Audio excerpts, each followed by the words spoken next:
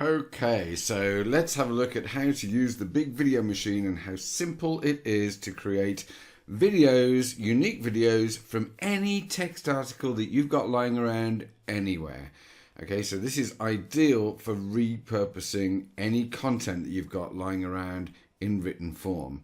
So this is what happens when you open up the software. It's all very, very simple. So we've made it that way. So I'm going to go through it with you now just to show you. The first thing it's going to ask us to do is to put in an article.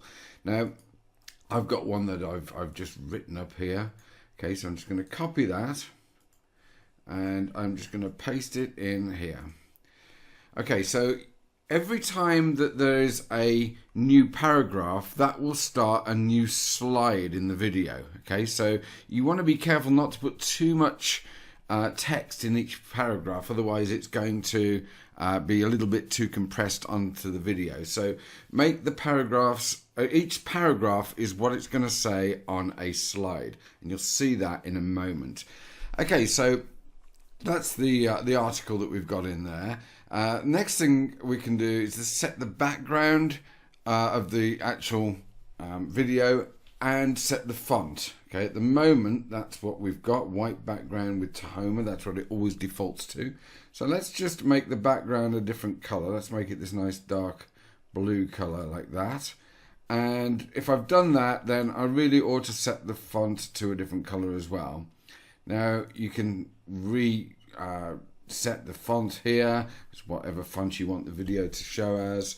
You can put bold, you can make the size different. I'm going to keep it as the default one for this, and you'll see that it's turned it to white. I can alternatively, if I wanted to, use an image as the background for the video as well.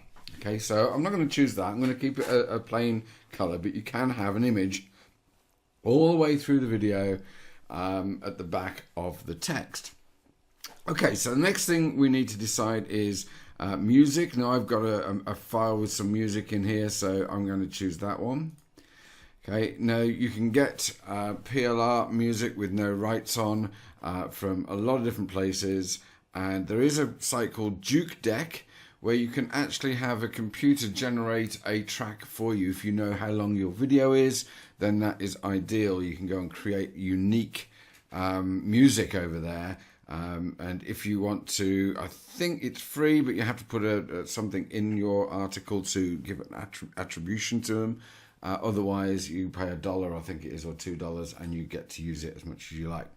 Okay, so that's that. So we've chosen some music. The output folder, it will default to document vidical, so you can leave it at that.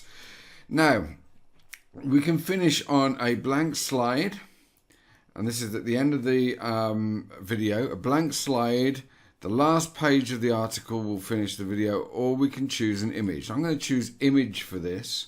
It's all about fish and chips, and I've got a picture of a fish and chip shop here, and I can also, if I choose to, use an image for the first frame. Now I've chosen for that last image there, I've chosen a fish and chip shop. It would probably make more sense if you're using these as review videos to put a call to action slide on there. Okay, so that would be, you know, make an image with a great big arrow pointing to where the link's going to be, saying now click here for more information. That would be the perfect last image to put on this, but I've just put a chip shop on, and it also gives us the option here if we want an image for our first frame of the video, and I'm going to click yes, and I'm going to use the same chip shop image on this video.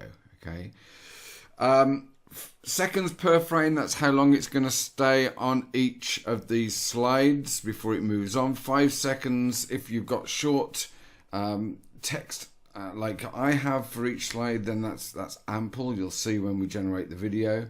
And then you can name it here. Okay, so I'm going to call it chips .mp4, and if you're overwriting a previously recorded one, say you've recorded one you don't quite like the look of it, or you want to change something, then you can overwrite what is already there. Okay, One last thing before we go any further and create the video.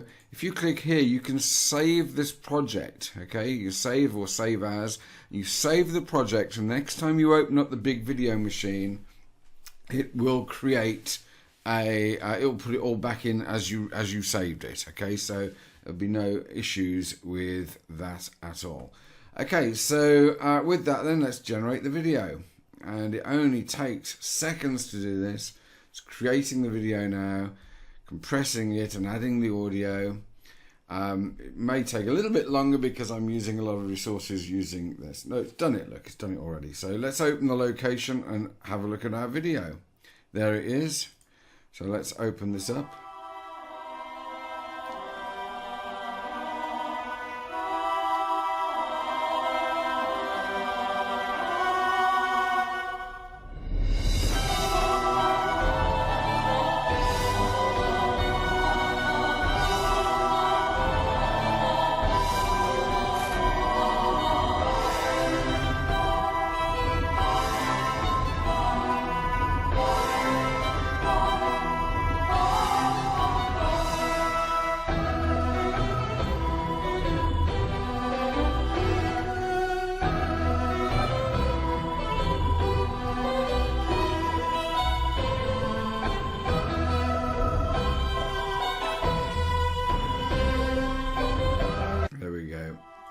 I'll stop it going any further. So that's it. You can obviously play around with all of this stuff, and if you don't like it, come back and overwrite it and change it as much as you like.